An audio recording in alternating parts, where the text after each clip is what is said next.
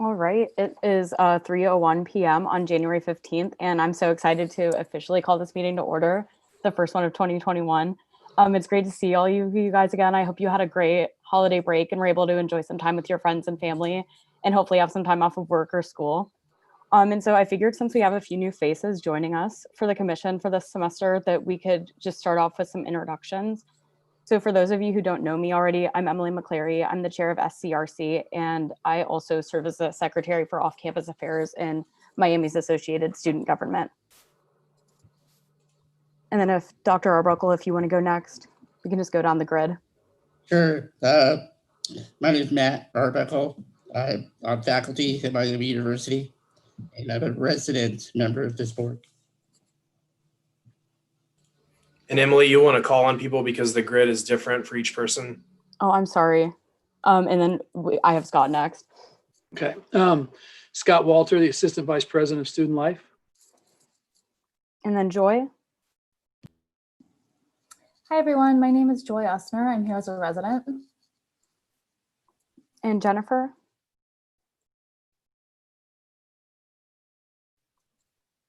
Hi, I'm Jennifer Marston. I work at the Animal Care Clinic, and I'm your Chamber of Commerce representative. And then Glenn. Hey, Glenn Ellerby. I work in enrollment management, also a faculty member, but in this capacity, I represent City Council. And then Ariana. Hi, my name is Ariana Munford. I am the new NPHC president at Miami University. Just a student too. And Megan. Hi, everyone. I'm Megan Schottler. I'm a PhD candidate at Miami, and I represent the Graduate Student Association. Kyle. Hi, guys. I'm Kyle Naderhoff. I am the incoming IFC president, and I'll represent both IFC and Penn Atlantic in this board. Thanks. And then Steve. I'm Steve Schnebel. I'm a resident for 35 plus years, and I run the Oxford Senior Center. Sidra. Hi, my name is Sidra Capriolo, and I am a student representative. Jonathan. Hi, everyone. I'm a junior at Miami, and I am a resident voting member. And Emma. Hi, everyone. My name's Emma, and I'm a senior at Miami, and I represent the commuter student population. Zoe. Hi, I'm Zoe Douglas. I am a senior at Miami and a voting undergrad member on SCRC, and I'm the president of Diversity Affairs Council at Miami. And Laura.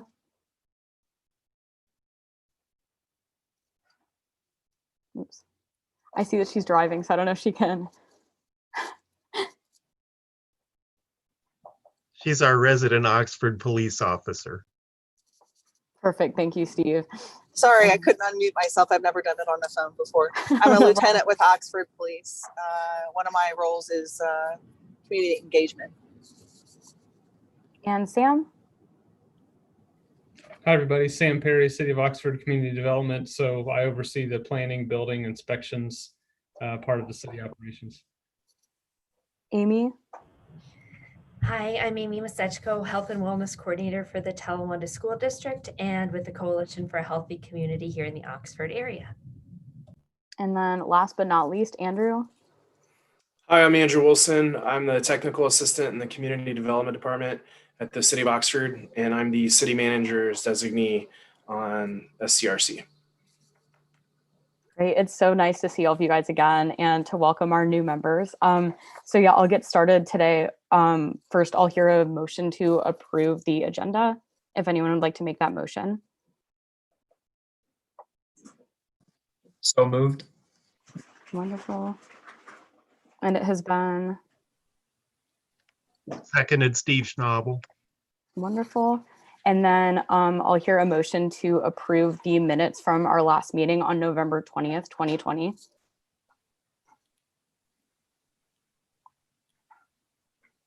Moved. And do we have a second? Wonderful, thank you. All right, and with that, we'll move on to updates for the chair. So I have kind of a lot since it's been so long since our last meeting. So first of all, I just want to tell you guys some of the projects that Off-Campus Affairs has been working on over J-term. We've had a lot of really great committee work happening, and I'm really proud of all of our off-campus senators for their work. So I have collaborated with, whoops, I'm sorry, Andrew, I see your hand raised. Sorry, should we do the reports first? Oh, I'm so sorry. Oh my goodness. Sorry, guys. If anyone here is from OPD and would like to, or I'm sorry, Laura, if you would like to report, if you can unmute yourself. Can you hear me? Yeah, we can hear you. Okay, good. All right.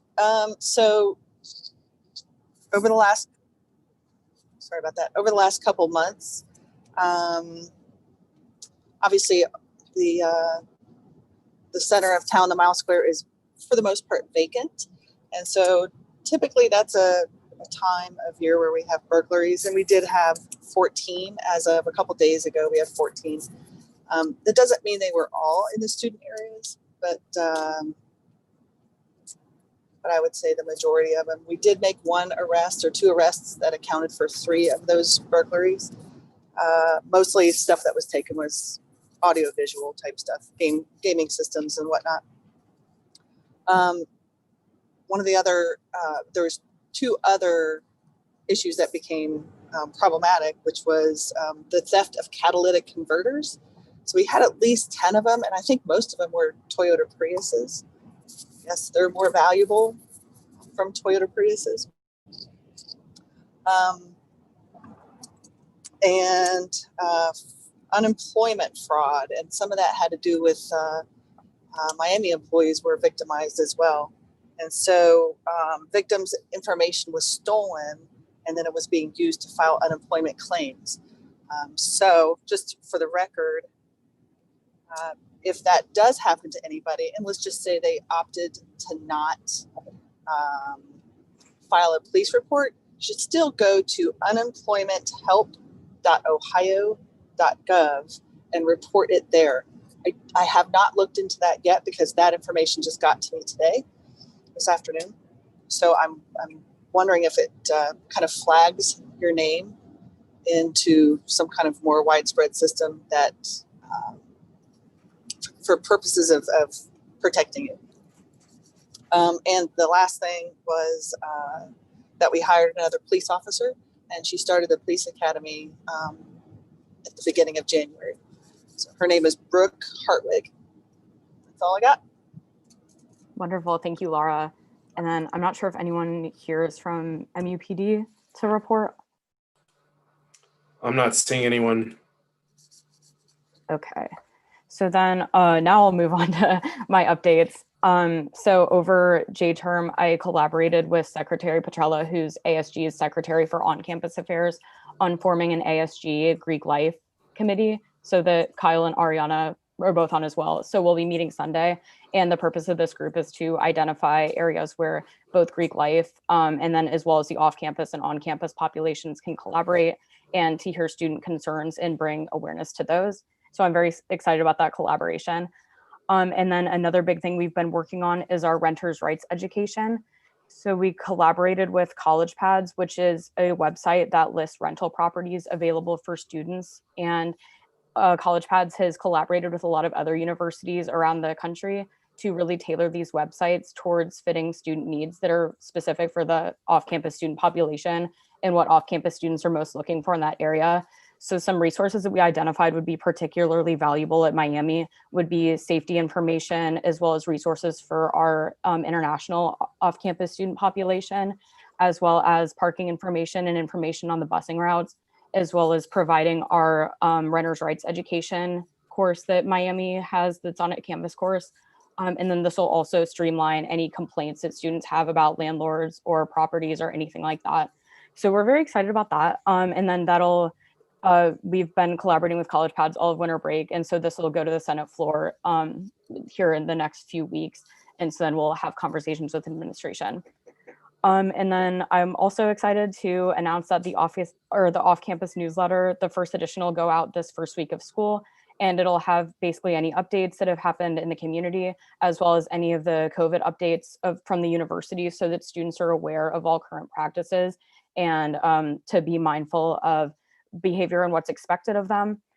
And then I also have some COVID-19 updates and information on testing and what the university will be doing there. Excuse me, Emily. Yes, Steve. Could that email that's going out to off-campus students be shared with all of us as well? Yeah, it's a newsletter that can also be shared with community members as well, so they can be aware of things that affect the off-campus population too. Well, I'm thinking specifically all of the members of this committee. Oh yeah, yep. Yeah, I'll share that with all of you guys.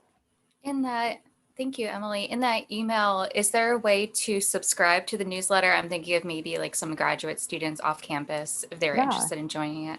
Yeah, so I'm gonna make a QR code for it, and so then students or whoever can scan it and then opt in to receive the newsletter. Awesome, yeah, thank you for the question. And so then Secretary Petrella asked me to let you guys know about what our testing practices are going to look like this semester. So there will be 3 different types of testing that the university is doing. So the first is wide net or surveillance testing. And this is very similar to last semester in that students will get an email asking them to set up an appointment with the university, and then they'll go to the health center. And then the only difference here is that this time they'll be doing like pool samples. So students will give a saliva sample, and then it'll go in a pool of 10 people. And then this entire pool will get tested. Then if the pool comes back positive, students will be asked to come back and then do the rapid test, and we'll have their results back in 15 minutes. And then just like last semester, students can also request a test if they're expressing COVID symptoms. And so they can contact student health services for information on how to go about that.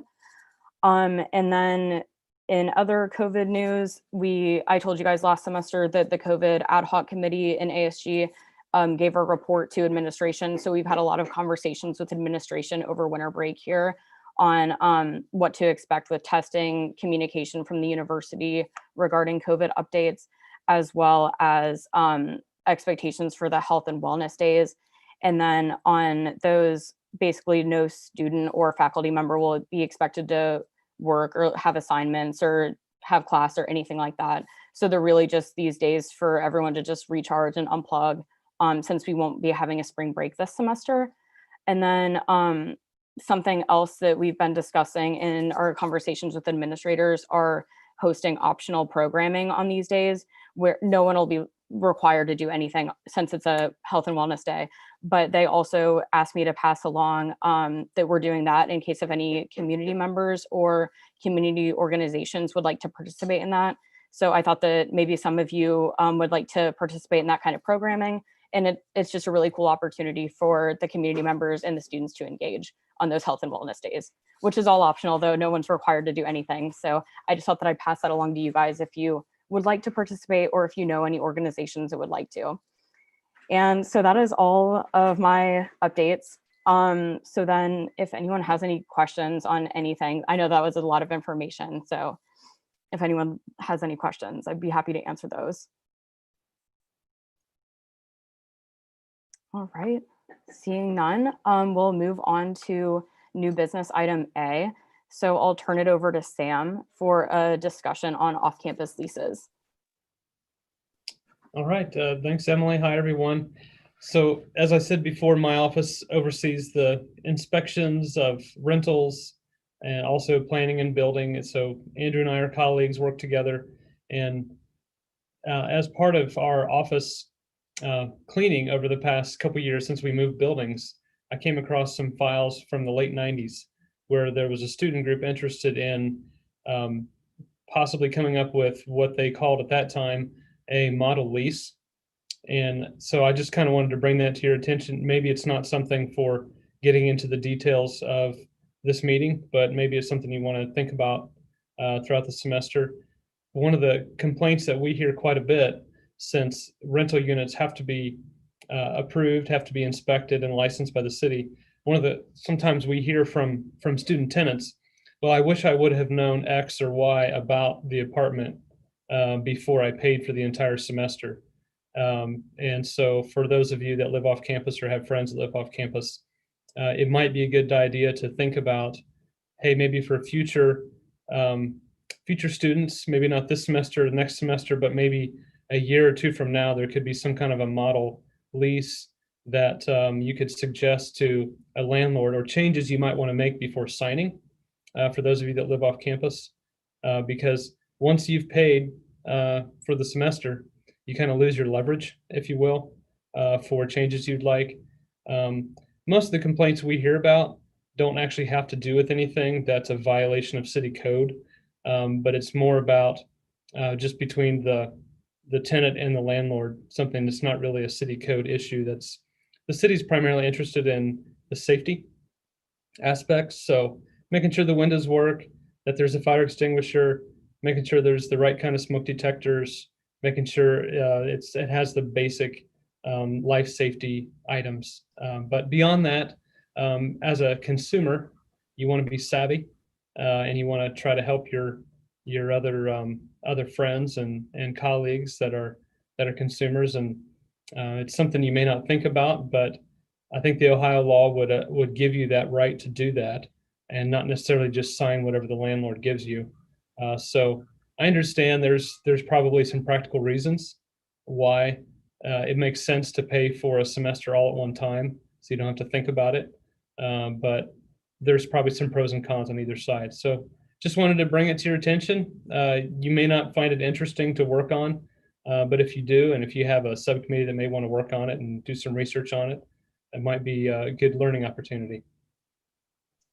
Sam, it also reminds me of an intern about 10 years ago who worked with us, and his friend, a guy, signed their lease. And when they arrived on campus, they found out it was a house across the street from the one they thought they were getting, and it was much smaller. So there are some good reasons to really check into the whole text of the lease. That's all I had, Emily. I mean, I can answer questions, or if you guys just want to put it in your mental file cabinet for the future, that's fine.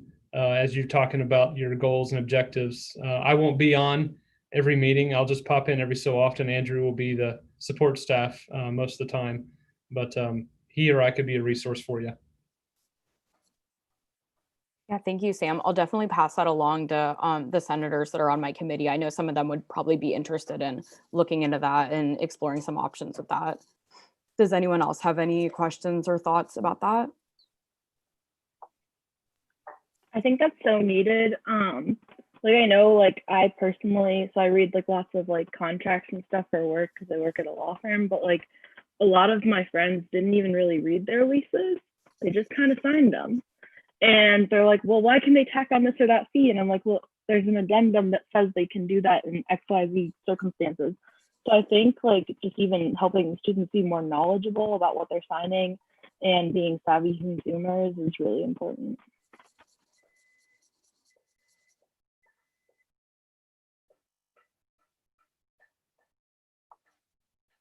Yeah, thank you, Zoe. And then if no one else had anything, thank you, Sam, for starting the conversation.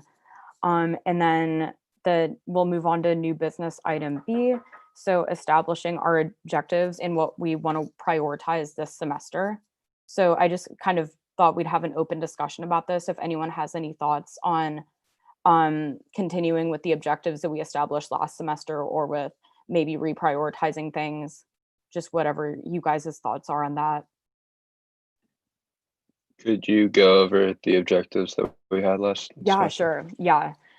So our first objective was supporting locally owned businesses. The second one was community health and wellness. And then the third one was accessibility of resources in Oxford. And yeah, we could probably all use. Whoops. I have like less of a like question, or like we should change something about the things we're focusing on, and more about how we're going about it.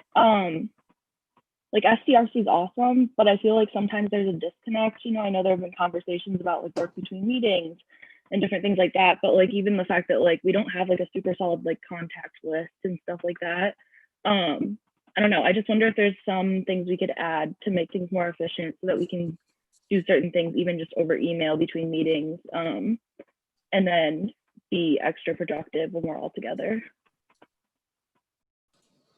Yeah, thank you, Zoe.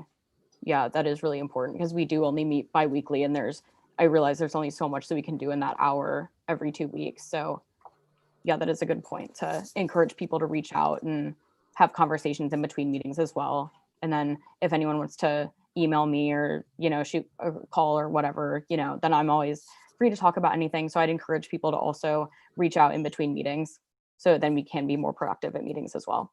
So thank you, Zoe. Does anyone else have any thoughts? I guess something that's taking so much time at our organization right now is figuring out everything about vaccines. And I think it's going to be all the more difficult for people in the community than it is on campus. I'm not positive of that, but I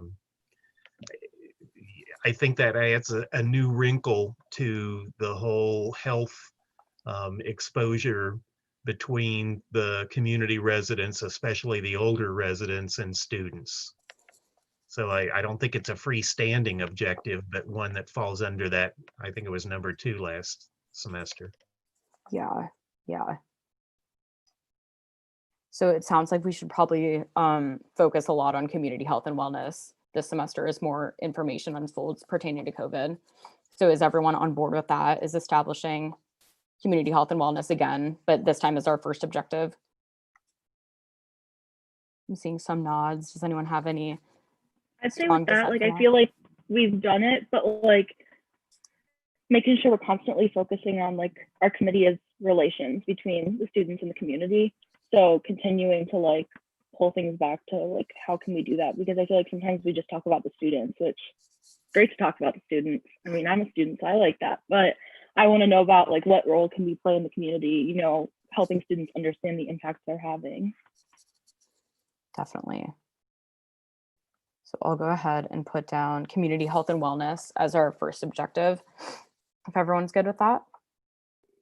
And then Zoe, in that regard, I think that the supporting local businesses makes a whole lot of sense there, because that's a huge way that Miami students have an impact on this community remaining viable.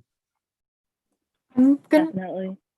I was just going to add to that by saying local businesses obviously are very important, and we should absolutely continue that objective because not only are more students coming back on campus than there were last time, but that ties directly into community health, because if there are more students, then there's more potential for health. I've lost my words for a second, but more potential for issues with community health. So I think that those really do go hand in hand, because as our potential for local businesses goes up because more students come back, community health could potentially diminish. So kind of keeping a balance of those and making sure everyone is staying safe while also businesses are getting what they need from the community. A quick question that might be a little bit off topic. Do we know how many students are coming back in comparison to last semester? I do not. Okay, I know there was that thing on Canvas that asked you whenever you signed in if you're coming back or not, but I'm not sure when the results for that are due. So Kyle, I haven't heard that number yet. If I do next week, I can email. So usually it's the 10th day of class before we, so even though people indicate, it's until that 10th day of class till we get the full numbers for that. But I could, if I hear something early next week, I will email Emily to go out to the group. Thank you, Scott. Thank you, Scott. So I can't speak with any authority on the answer to that question, but allegedly there are more students coming back than there were this or past semester. That's all I can really say. That's what residence life is saying too. I'm an RA, so they just been telling us that we're supposed to have way more residents than we did last semester. So we're anticipating a big jump. Yeah, I wouldn't be surprised too, even if those numbers aren't accurate. I know a decent number of students who've been talking about are like trying to find places to live so that they can come back, stay in Oxford, but they'll still be doing completely virtual. So obviously if they're not, like for some reason, like I really want to use the rec or this or that, they're going to save money and not report it to the school. And today's the students still up until today, until midnight tonight, can choose either the remote or in-person option. So that's still a fluid number. The other thing for the group too is that we had a large number of students that deferred or took this fall semester off that will come back in the spring. And I know that like my son, some of his courses are listed as hybrid, but I think some of the professors may choose to make it an option for him to stay home. So, we might be listed as on campus, but not really. So yeah, definitely anticipating a lot more students back in Oxford, even though we don't know how many yet. But kind of going off that, so does just kind of the vibe of the group is that local businesses and supporting them falls under community health and wellness? Is everyone good with that, or? No, I think it's separate. And another thought that I just had was with the university bringing more and more types of services onto campus that are related to the university, like a Starbucks, like a barber shop and other things. I think we have to walk that fine line to say that's not community.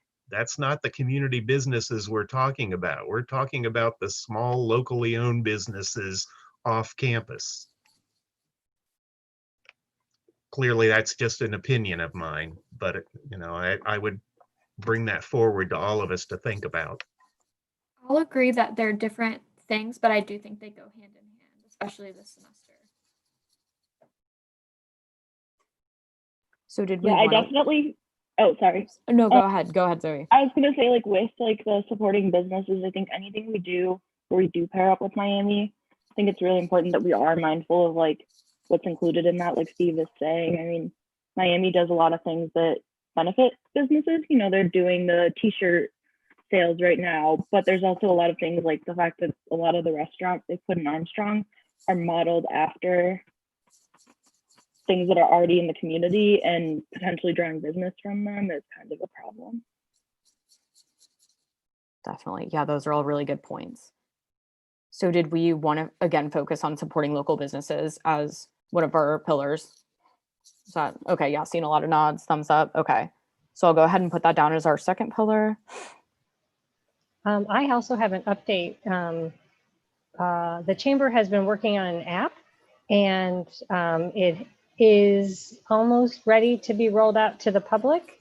So they have asked the businesses to upload our images and information about our businesses and any coupons and things like that. It's called Get Offers, and we'll be asking people to download the app for a very nominal fee. And then you'll have access to coupons for each of the businesses that are part of that program. For instance, if Bruno's is part of it, you might get $2 off a pizza every time you use their coupon.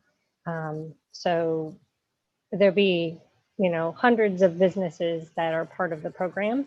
And for whatever cost of that app, if it's $2 or $5, and I don't know what they've decided on yet. And as soon as I have all of the information, I will roll it out to you guys as well, so that you guys can then push it to the student population. Wonderful. Thank you, Jennifer. That sounds fantastic. Mm-hmm. So that, oh, whoops, I see Sam's hand. Yeah, thanks, Emily. Just to piggyback on what Jennifer and Zoe have said, just as a practical implication of COVID for actually fellow students, there have definitely been students that have not had jobs or have been laid off because of the lack of income for the small businesses, whereas in comparison, not that Miami is immune from the economic impact, but there's a larger pot to absorb. And so for a small business that only has a payroll of a half dozen employees, the impact of not having that revenue from spending in restaurants is felt a lot sooner. So appreciate your effort and you bring that up, Zoe. Is there a way that we could do it without like shouting it out, but like say like these businesses are more in need of our support than others by like reaching out to which ones? Because I remember last semester, last year, for the last Greek calendar, I was the VP of Community Service and Philanthropy. We were looking to support local businesses through a fundraiser, but we weren't 100% sure like which ones needed the most support. And like we would have thought it was like, you know, big companies that are expecting really high revenue because they have really high expenses, like, you know, like Brick Street, but they actually ended up giving us money to support other local businesses. So is there a way we could kind of figure that out? So I can collaborate with other people in ASG on maybe making like some graphics for people to post on social media if people think that that would be helpful. Or is that kind of what you were asking, Kyle? Yeah. Okay, perfect. Yeah, then yeah, we can get in. I'll get in touch with the Secretary of Communications after Jennifer shares all the details of the app and everything, and then we can make some graphics, and then I'll share those with everyone here, and then I can put that in the off-campus newsletter as well. And it would seem that the companies that are offering themselves through the app, that they're definitely trying to push themselves to the general community. So that might be another place to start. That's called Get Apps or something like that, isn't it? It's called Get Offers with a Z, and it'll be an app that you purchase for download on both platforms through your phone.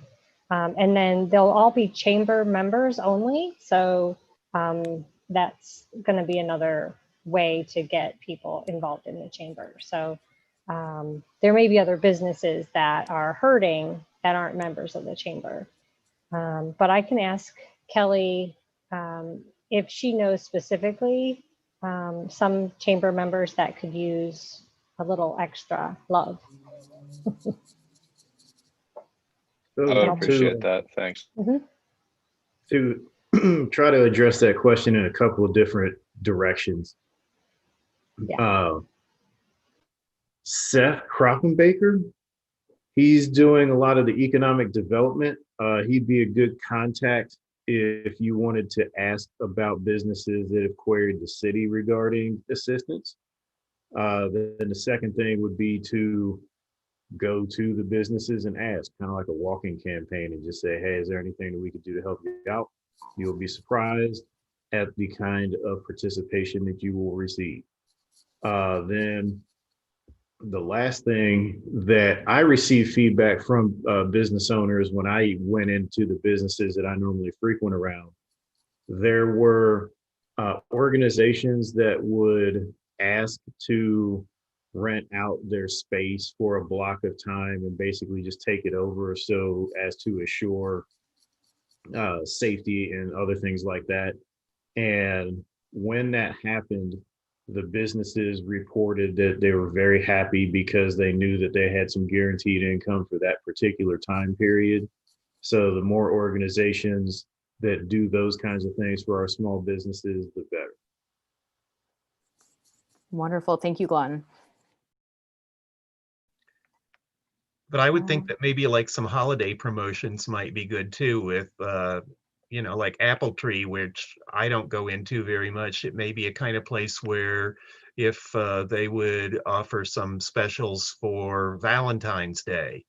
And I think we really need to focus on the places that don't do as much business based on alcohol.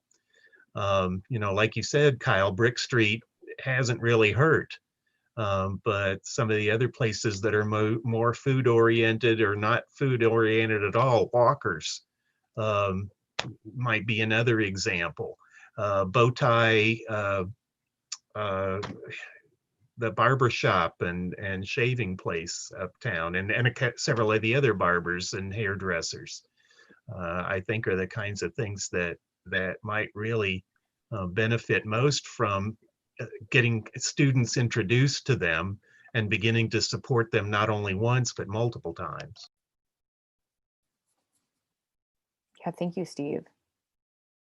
Then does anyone else have any other thoughts about local business support initiatives? Or a thought on another pillar for us to prioritize this semester?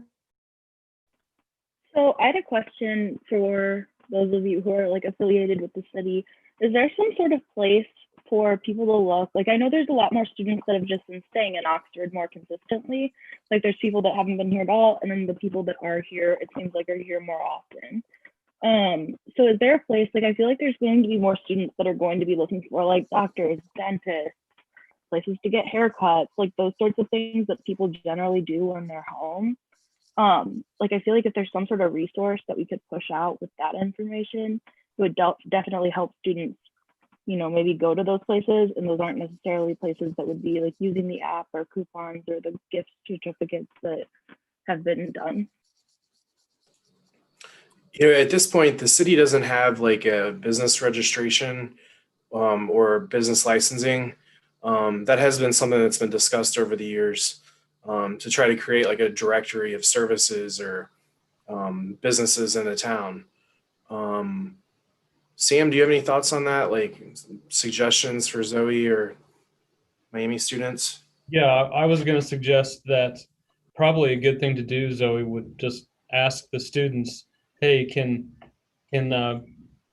you just help us figure out what are the typical kinds of things that you would normally do at home, but since you're in Oxford over spring break or you're not traveling as much, that you need to do here. The city wants to help you find those services. We need to know from you what you would typically do at home that you're going to do here instead. And then Jennifer and then Seth at the city can come up with, you know, kind of the top 10 list, and then we can push that out through SCRC, whether it's doctor, dentist, or who knows what things you normally do at home. I don't think it would be very efficient for us, for like Andrew said, to, you know, try to think of everything in advance. You know, just give us the top 10 things, and then we'll take it from there. Yeah, some are actually listed on the chamber site under resources. You know, different businesses are listed there. And when we do have the app, it will be in there as well. And they'll show you where they are. And there'll be a map and all of that as well. Well, you know, we could also, if it gets put together, Zoe or Andrew or Sam, we could include that in the fall with walkabout material as well, too, if it doesn't get lost in the shuffle. But we could easily have that when students move back in the fall.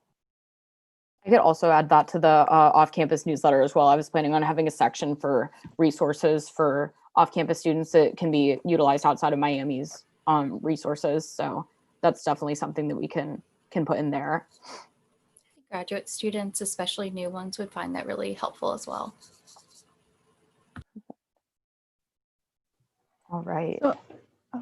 Whoops, go ahead. Oh yeah, so I'm thinking that a lot of students are being held back from using some of these services, maybe like hairdressers and barbershops, from safety concerns. So maybe if we have some like infographics on or just like images of like hairdressers wearing masks while they're cutting hair, or something like just showing that they're promoting safety while performing these services, I think that would be helpful in bringing in more clients as well. Yeah, I think eventually, like, you know, if we did come up with some sort of resource and it's just like, you know, it's like not super expensive, it would be worthwhile, you know, even putting on there like what COVID precautions different places are taking. Because I know that's definitely like prevented me from going certain places, but if I knew they were being very proactive, I would be more likely to go. Definitely. And then also the infographics idea could be really effective as well. I can work with the Secretary for Comms on that as well, if that's something that people would like to see. Perfect. All right. And then does anyone else have any thoughts on another pillar that we could focus on this semester? I know we've covered a lot with health and wellness and supporting local businesses so far.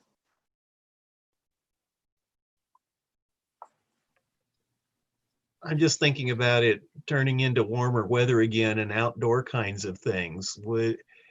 I don't know that this is worth a pillar, but things that we might be able to instigate that would allow community members and Miami students to begin to interact again, or in very safe ways. Yeah, definitely.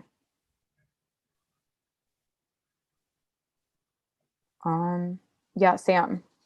Just to respond to Steve, I was talking with the Enjoy Oxford director today, and unfortunately, county health commissioner is not really ready to open up, and Jennifer probably knows this too, but the events that we would have uptown to allow that mixing to happen. So it's not back yet, obviously, but even though it's outside, we still can't have the events that we would normally have where there's mingling of students and community. But to Steve's point, I would appreciate it if you guys can think about what that might look like, because that's another thing that supports businesses if there is activity. Yeah. Or Sam and Steve, so maybe if it's not this spring, we still have this conversation about what the fall will look like. So if you think about the things that we weren't able to do this fall, like double down on the barbecue, so we're going to have, our first year, we're going to have two groups, our first year students, second year students that didn't have those experiences in the fall. So, there's part of me that says if we start talking about those things now, we could really double down and make them bigger than they have been in the past. Yeah, the main person behind that, John Buchholz, is already thinking about that. So, he starts several months in advance. So I was talking to him a few days ago, and he's already thinking about that very thing. It's probably going to look different, and this COVID might actually be a good thing for making that better. So yeah, it's a good point. Well, Glenn and I have talked in the past about the idea of an exotic car show where, we certainly have an interesting variety of cars on campus, but then there are also interesting cars by community members. And by spreading out in the Millette parking lot with a couple of food vendors, that might be something that could work out. And maybe we can think about some things in the summer too, because there's another time when the local businesses really hurt because there are fewer people around. Yeah, thank you, Steve.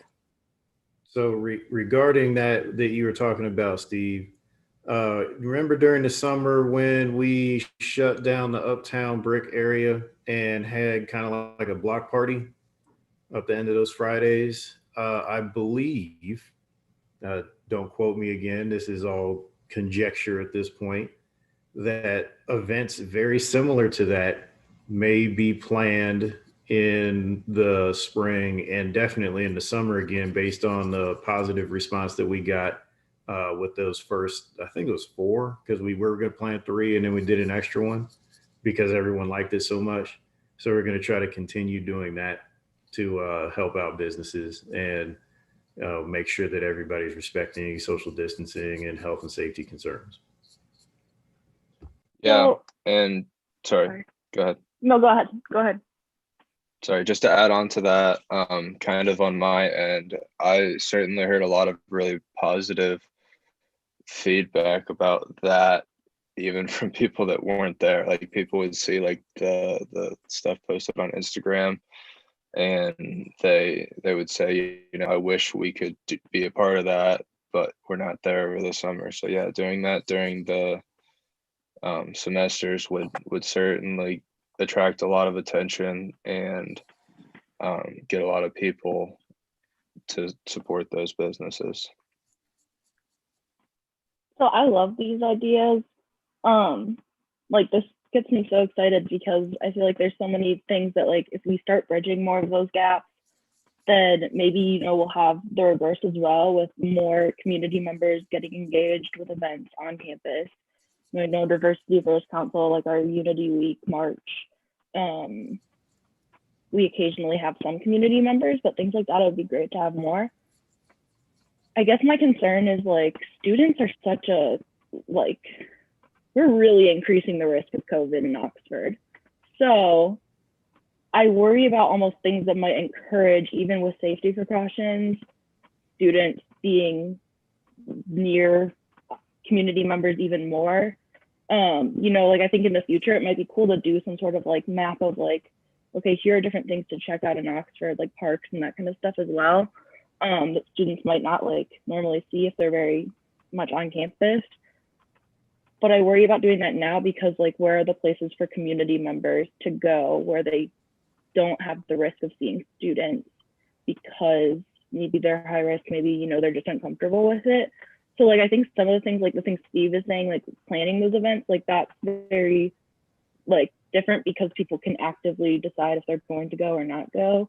But I think in general, so I don't know if it's like, if there's a way to maybe help promote different virtual events. I know we're all kind of tired of them, but even just, I think, you know, the way that Miami is promoting virtual events right now, it's kind of hard for community members to get involved. So looking at some of that might be. Yeah, thank you, Zoe. And yeah, thank you everyone for your thoughts. We can definitely pick this conversation back up at a different time. I'll make it an agenda topic so we can have an at-length discussion about like this gradual shift back that will hopefully happen in the fall and where we can start to actually have events again. So that's definitely something that we can continue talking about.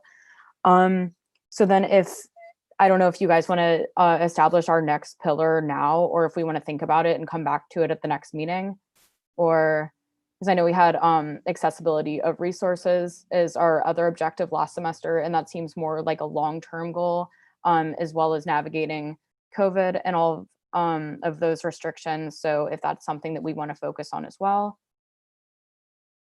then we can do that. Or if we just want to come back to it at another time and just focus on these two pillars for now. All right, yep, I see Steve with 2, okay. So then we can wrap up that conversation and then move on to our open floor update. So I thought that since we all haven't met in almost 2 months now, that's crazy that it's been so long, but that if anyone has any updates or just things to share or things that they feel that everyone needs to be updated on, then the floor is yours. I have one. Yep, go ahead, John. The meeting that we had before break, we invited some individuals to speak about an issue going on in the Arab world with the Azerbaijan thing. You guys remember that? Yeah, the Armenian War. There was a proclamation or a resolution that we passed, I guess you'd say, like we had a vote, we passed it and said, if you could get this proclamation read during city council, that would be great. That proclamation will be read on the February 2nd city council meeting. Wonderful. Thank you so much, Glenn, for that update. I'll let Andrew and Teresa know. They'll be very happy to hear that. Oh yeah, go ahead, Amy. I'm sorry, I didn't see your hand. No, that's okay. That's okay. I just wanted to provide an update for you. A few meetings ago, when Dr. Steve Large was in attendance and was talking with us and answering questions, I know one of the SCRC members, community member, brought up a concern that she had regarding an interaction with a Miami student who she was very concerned about his or her well-being, and thankfully had connections within the community to talk to administration to figure out what to do for this student. But Dr. Large and I brought that back to the Coalition's mental health work group, and Dr. Large and Dr. Ward with student counseling created a document that is going to be on our website, tips on how to help a Miami student in emotional distress, what a community member can say, where they can refer them, and just little points. So that's going to be on the Coalition's website when it's live. I'll share it. But that came out of this group, and I wanted to let you know that we took action on that.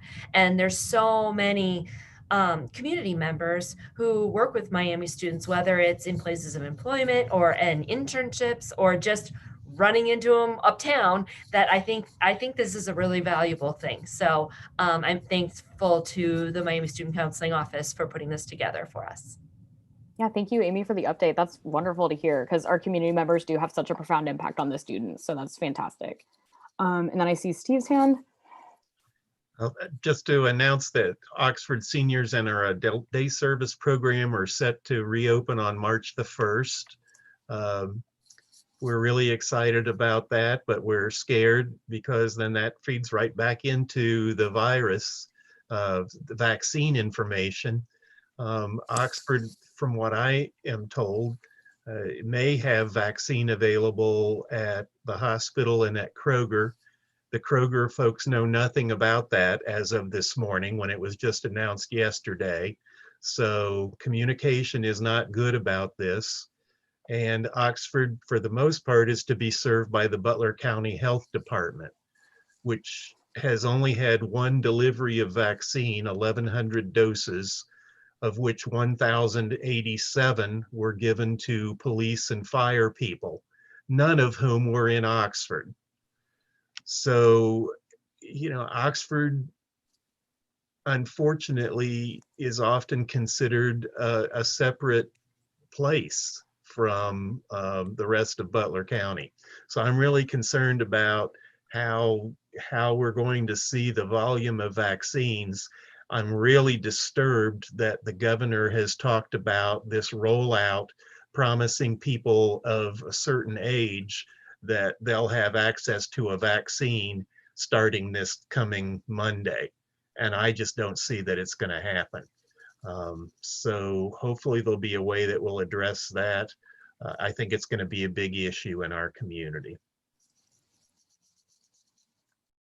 Thank you, Steve, for sharing your thoughts. Oh, whoops. I'm sorry, Laura. I didn't see your hand. I think one thing I should mention that we discussed at our most recent supervisor meeting was the return of the Miami students, but also what that will mean as far as having parties and hosting gatherings. And so I don't know. I'm sure that we will put out information on our social media, but anywhere else would be helpful as well, as far as just being cognizant of our city ordinances regarding maximum mass gatherings and mask wearing when you cannot social distance and stuff like that, because we will get complaints and we have to deal with them. And so it would be nice, especially for those people that were not here in the fall, to have some kind of education about that. Wonderful. Thank you, Laura. Sorry, just to ask a question, Laura, have you heard anything about the curfew being extended as far as the date of expiration? Yeah, hang on. This was in our supervisor meeting and I didn't know it. Have it. Hang on a minute. It's now in effect until January 23rd is the latest that we heard. So like I said, we'll do our own information. We don't want to be like a Debbie Downer and be like, hey, you're coming back now. You know, let's stamp all your fun out of the picture. We don't want to be like that, but we also want them to go in so we're all not put in a bad situation. So I have two things that I just wanted to throw out there. The first one is, so I actually came across some Miami students who were looking to help support populations experiencing homelessness in the Oxford community, and just with food insecurity and different things like that. And we're looking for like volunteer opportunities, different things they could support. So I gave them actually Steve and Glenn. I sent them like your information from the city website, and then told them about the Family Resource Center and TOPS and some different things. But I'd love if anyone has different resources they'd like to share. I think that would be a great thing for some of our organizations to push out to students. I know we definitely want to be cautious with like hands-on volunteering because students, you know, they can increase risk. But I think if there's anything else, especially that can be done more remotely, that would be awesome. I know DAC would be happy to push that out. Another thing is just looking for more opportunities in the community to get involved, support our marginalized communities is really huge. DAC will be definitely working on some of that. I know there's a lot of student orgs, but then also I think it's really great. It seems like there's been just a huge increase in activism amongst community members as well, and activism that includes students, but is potentially led by community members. So I will definitely be keeping an eye on things and trying to share that with everyone. Yeah, go ahead, Steve. That reminds me that, of course, the Family Resource Center will have access to a lot of the rental and utility cost financial support that was initiated through the CARES Act grant by the city, but has now been extended by the federal government. And TOPS is in pretty good shape, but we realize that there are students, often ones that have lost the opportunity for on-campus employment, to have access to food. So it isn't just students coming up with food, but it's students who need food can turn to TOPS. And they're also working on getting a delivery vehicle so that they can take food to other places. And then historically, we have hosted volunteers who were trained to do tax preparation through AARP. They aren't coming this year because of a couple of different things. So there were many people in the community, 100 to 200 people usually per season, who would come and get free income tax service done here, regardless of age. Today, I spoke very briefly with Drew Reffett, the head of the accounting department at Farmer, to see if we may be able to get some connection with university students who would help to prepare simple income tax for people, possibly because of having the papers dropped off.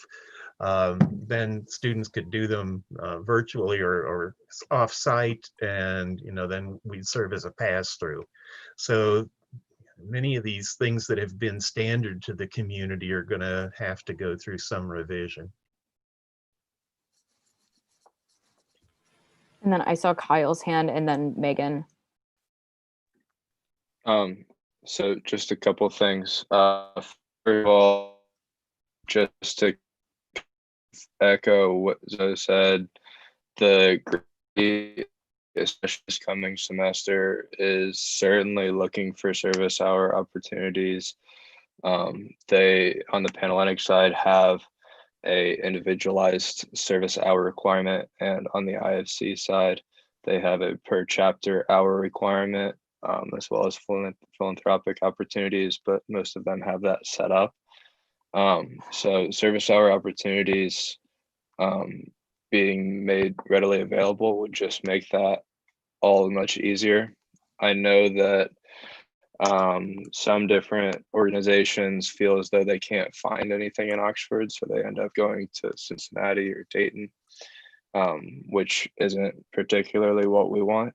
So if you guys have that, then making that available to me, I can make it available to them, would be super helpful. And then I don't think, I forget what I had, if I had anything else, but thank you. Yeah, thank you, Kyle. And then Megan, I know you had your hand up. Sure. Yeah. This is connected to both what Zoe and Kyle were saying. If either of you are interested, I can connect you with Jill Silvers, who's the volunteer coordinator for Women Helping Women. I know that's a way that a lot of Miami students have been volunteering virtually during the pandemic, is helping. We have a text chat service in which we're connecting people a lot of the times to shelter, to community resources. But we can always use more volunteers. So if you're interested, I could kind of build those connections for you. And that's, yeah, and we serve Butler County and Hamilton County. That'd be awesome. Yeah, thank you, Megan.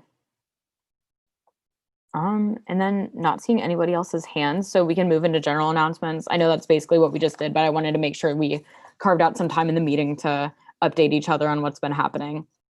So if anyone has anything else or anything to add. I'm excited by the energy of this group. Thank you all very much. The only other thing that I would maybe add, Emily, is just trying to nail down the meeting dates for the spring semester. Yes. Okay. Yeah. I totally forgot about that. I'm sorry, guys. No, that's okay. Yeah. So Andrew has come up with 3 options for meeting dates. So we thought we could discuss them. I'll pull them up here really quick. Oh, whoops. There we go. Say, can everybody see those? Hopefully they're big. Hopefully they're big enough for everyone to see. Laura, you may have some issues if you're still with us, but I came up with three meeting date options. Option number one, the meetings would start 2 weeks from today. That would be the first week of classes, at the end of the first week of classes. And then the last meeting would end, it would be 2 weeks before the end of classes, 3 weeks before the end of the semester. The second option is starting the spring semester on the 5th. So that's the second week of classes. And then the last meeting would be a week before the end of classes. The third option would be very similar to option 2, but it would be adding another meeting next Friday. So before spring semester actually begins. There are some pros and cons to these, but just to talk about that, Friday, May 7th is a wellness day. So that's one of the days that is replacing spring break. So I didn't want to schedule anything that day.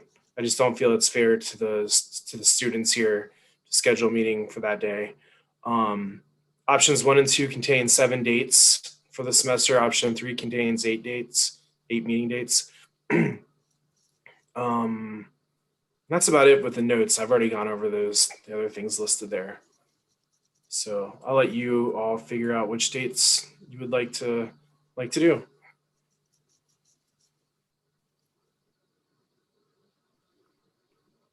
Yeah, does anyone have any initial thoughts on those or a preference for one of the options?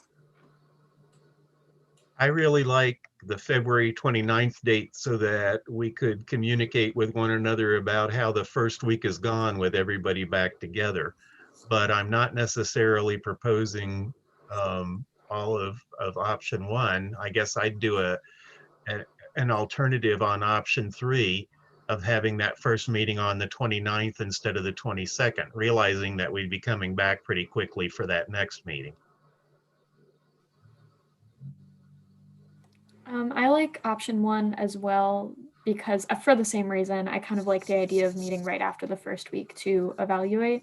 But I also think that a combination with option 3 would be fine. If, of course, if we have a lot going on in that week that we can talk about, or using it as a working session or something, since we'd have one right after the other. I definitely, like, especially after seeing the notes at the bottom, I'd say option 1 is probably my favorite. Again, that January 29th is a nice in between. February 5th seems a little long and the other one seems kind of soon. But if we did option 3, I'd tack that on. Also, just selfishly as a student, that April 30th will be a little rough because it is kind of finals, all that starting to occur. And just, I feel like the students on here probably won't be as productive and actively able to actively participate as much as we'd like to if we are meeting around then. Does anyone else have any thoughts? I'm sorry, I can't see the whole panel, so I can't see if anyone has their hand raised or not. I can't see. Should I just go ahead and stop sharing? Is everyone good with that? All right. I would say we can't see everybody, so if you just speak up. Sorry, yes, my supervisor knocked on my door. I'm sorry. That's okay. What I'm hearing is that option 1 seems to be the best. Does everyone feel in agreement with that option 1 is what we should be going for? All right, yeah, I'm seeing some head nods Yeah, that works from the just few fine people for I can me. see. Perfect, okay.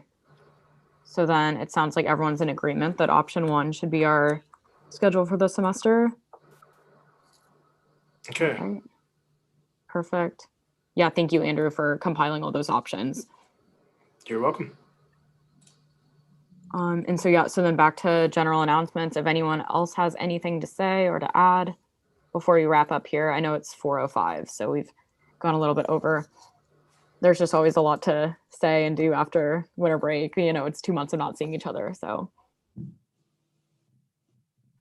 You're doing awesome, Emily. I know it's one of you're still getting into the swing of this, so this thank is you, Zoe. great. I Ran really so appreciate smoothly. it. Thank you.